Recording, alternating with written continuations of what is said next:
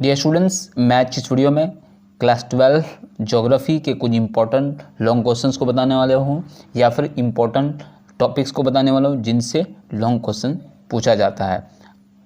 Okay, तो चलिए एक एक करके हम देखते हैं कि वो लॉन्ग क्वेश्चंस क्या है। Question number 1 is why Canada is developed in paper industry. मतलब कनाडा जो है पेपर इंडस्ट्री में डेवलप किया है। Question number 2, difference between hazard and disaster. मतलब यहाँ पर मैंने टॉपिक को लिखा है कि difference between hazard and disaster. Disaster and hazard में क्या डिफरेंस है। डिजास्टर का मतलब होता है तबाही, हजार्ड का मतलब खतरा, डेंजर। तो इनमें क्या डिफरेंस है। Question number 3, difference between cyclone and anti cyclone. Anti cyclone and cyclone के बीच क्या डिफरेंसेस है। Question number 4, difference between monsoon and Mediterranean climate. मतलब यहाँ पर monsoon climate and Mediterranean climate में क्या डिफरेंस है।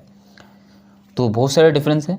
डिफरेंस ये है कि मॉनसून में जो होता है यहाँ पर समर सीजन में जो है बारिश होती है। मेडिटेरियन में क्या होता है, यहाँ पर विंटर सीजन में बारिश होती है। और मेडिटेरियन में जो होता है ज़्यादातर फ्रूट्स पैदा किए जाते हैं, वेजिटेबल पैदा किए जाते हैं। और मॉनसून में क्या होता है, ज़्यादातर अनाज होता है, क्रॉप्स होता है। तो और भी मल्टीपल डिफरेंस है। Question number 5, difference between resort cost and रिया कॉस्ट। इन दोनों कॉस्ट के बीच जो है डिफरेंस। क्वेश्चन नंबर 6, मतलब topic number 6, effects of global warming. Global warming के इफेक्ट्स क्या है। आप लोगों को पता है ग्लोबल वार्मिंग क्या है कि ग्लोबल वार्मिंग क्या होता है, हमारी अर्थ सरफेस पे क्या होता है, ग्रीन हाउस गैस की वजह से जो temperature day by day increase होता है उसी को बोलते हैं ग्लोबल वार्मिंग। ओके, इनके इफ़ेक्ट्स क्या है। तो इनफैक्ट अगर गर्मी बढ़ती है तो बहुत सारे इफ़ेक्ट्स होंगे, बर्फ़ पिघल जाएंगे। ओके, अलग अलग तरह डिजीज़ फैल जाएंगे, बहुत ही ज़्यादा टेम्परेचर बढ़ जाएंगे। उसके बाद जो समंदर के आसपास जो एरिया है वो डूब जाएंगे क्योंकि बर्फ़ पिघलेंगे, जिससे समंदर का पानी में इंक्रीज़ होगा और वो आसपास के इलाके डूब जाएंगे। क्वेश्चन है 7, write an account of the distribution of minerals and association of industries of Chhattisgarh region. जो छत्तीसगढ़ रीजन में क्या होता है, डिस्ट्रीब्यूशन ऑफ मिनरल्स, मतलब यहाँ पर कहाँ कहाँ मिनरल्स पाए जाते हैं और कौन कौन से इंडस्ट्रीज यहाँ पर है। Question number 8, factors for the development of electronic industry in Bengaluru. Bengaluru में क्या होता है, development of electronic industry. Electronic industry की जो है वहाँ पर फैक्टर्स क्या है डेवलप होने के, क्या क्या फैक्टर्स है, वहाँ पर इतनी डेवलप क्यों है, इतनी एडवांस क्यों है वहाँ पर electronic industry. 9 stages of demographic transition model. तो डेमोग्राफिक ट्रांजिशन मॉडल आप लोगों को पता होगा, इसके 4 स्टेजेस हैं। Number 10, importance of internet. Internet की क्या इंपॉर्टेंस है ये तो पता है सब लोगों को, बोलने की ज़रूरत नहीं है।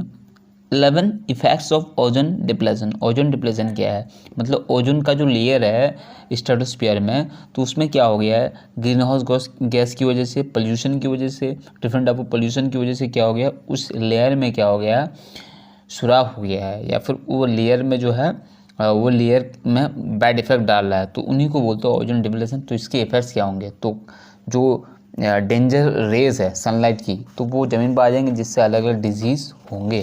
तो और भी फैक्टर्स हैं, और भी मतलब इफेक्ट्स हैं। Question number 12, cycle of erosion as describe by William Morris Davis.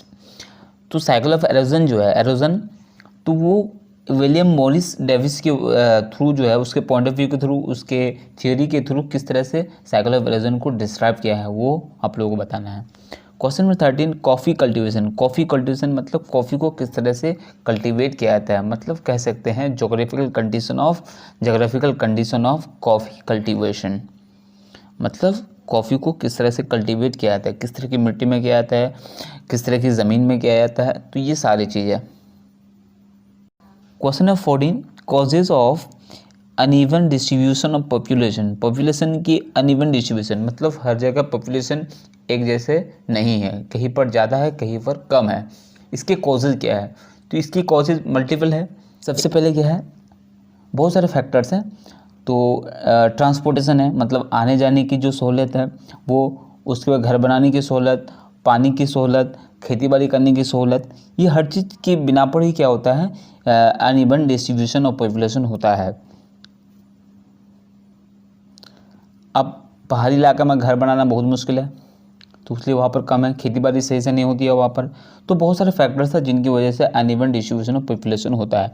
तो सबसे ज़्यादा जो पॉपुलेशन होती है वो कहाँ पर, प्लेन रीजन में, मतलब मैदान वाले एरिया में।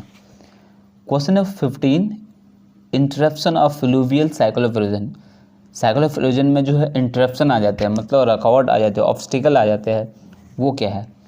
16, role of man in biodiversity destruction, मतलब बायोडाइवर्सिटी डिस्ट्रक्शन में मैन का, मतलब इंसान का, ह्यूमन बींग्स का क्या रोल है, क्या रोल प्ले करता है बायोडाइवर्सिटी डिस्ट्रक्शन, मतलब बायोडाइवर्सिटी को डिस्ट्रॉय करने में, उसको बर्बाद करने में इंसान क्या रोल प्ले करता है, उसको लिखना पड़ेगा। तो इंसान जो है, आप लोगों को एक चीज़ समझना है, जितने भी पोल्यूशन होती है उन पोल्यूशन में जो मेन रोल होता है वो किसका होता है, ह्यूमन बींग्स का होता है।